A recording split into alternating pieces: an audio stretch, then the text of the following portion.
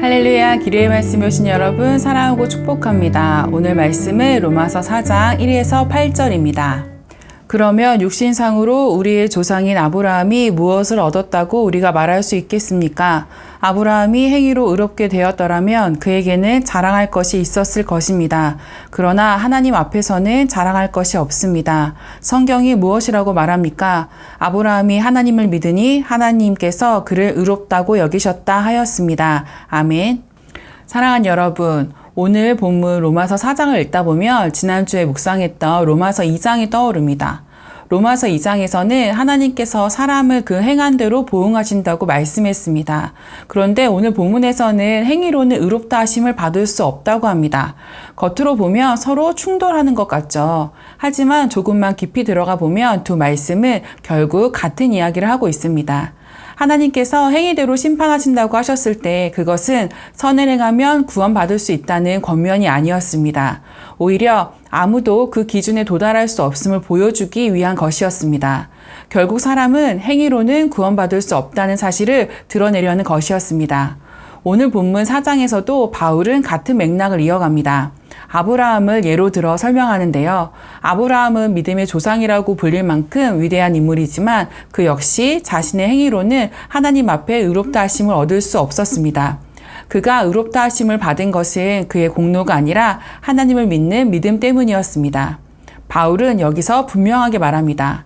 사람이 의롭다 하심을 얻는 것은 행위가 아니라 믿음으로 된다. 여러분, 하나님의 구원은 은혜로 주어집니다.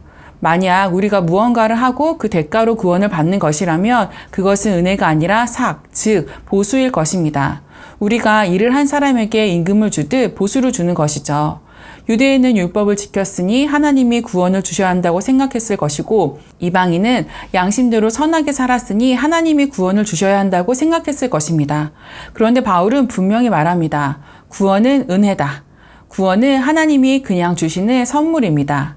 하지만 우리도 종종 이런 생각을 하곤 합니다. 내가 교회 봉사도 열심히 했고 헌금도 좀 드렸으니 하나님도 내 삶을 좀 책임져 주셔야 하는 게 아닌가? 혹은 하나님을 믿지 않더라도 착하게 사는 사람을 보면 저 사람 정도면 구원받을 자격이 있지 않을까? 라고 말합니다. 그러나 하나님의 구원은 보수가 아니라 은혜입니다. 구원은 자격 있는 자가 받는 보상이 아니라 자격 없는 자에게 주어지는 은혜입니다. 그저 우리의 죄를 고백하고 용서를 구하기만 하면 하나님은 그 죄를 덮어주십니다. 바울은 이 진리를 설명하면서 시편 32편을 인용합니다. 불법이 사함을 받고 죄가 가려짐을 받은 사람은 복이 있다. 이 말씀은 다윗이 깊은 회개의 시간을 지나고 쓴 고백입니다. 다윗의 삶을 잠시 떠올려 보겠습니다.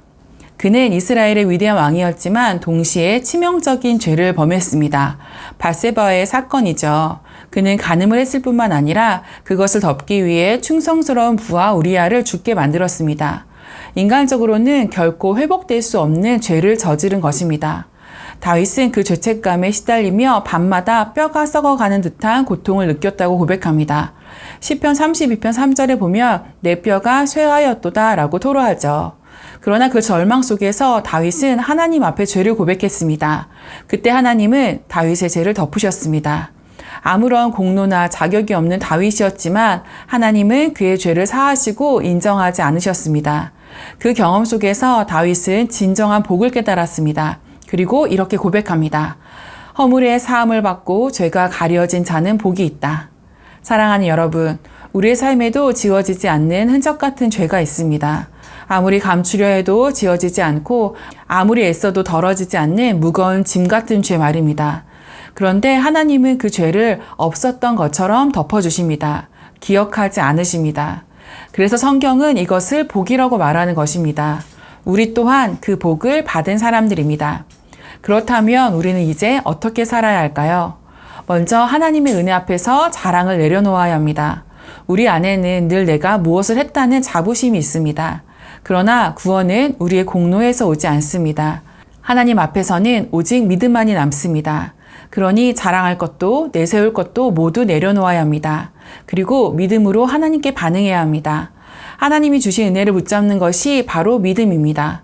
우리가 연약해도 실수해도 다시 믿음으로 하나님께 나아가는 것, 그것이 성도의 길입니다. 그렇게 은혜를 경험한 사람의 삶은 달라집니다. 다윗은 죄사함을 경험한 후 다시 하나님 앞에 무릎을 꿇고 새로운 순종의 길을 걸었습니다. 우리도 마찬가지입니다. 이미 의롭다 하심을 받은 사람답게 하나님의 은혜를 기쁘게 드러내는 삶을 살아가야 합니다. 용서하고 나누고 겸손히 살아가는 삶으로 은혜를 흘려보내십시오. 우리의 선한 행위는 구원을 얻기 위한 조건이 아니라 이미 받은 은혜에 대한 감사의 반응이 되어야 합니다. 사랑하는 여러분, 우리의 행위로는 하나님 앞에 결코 설 수 없습니다. 그러나 하나님은 우리를 은혜로 의롭다 하셨습니다. 다윗처럼 무너졌던 인생을 다시 일으켜 주시고 우리의 행위와 상관없이 구원의 선물을 주셨습니다.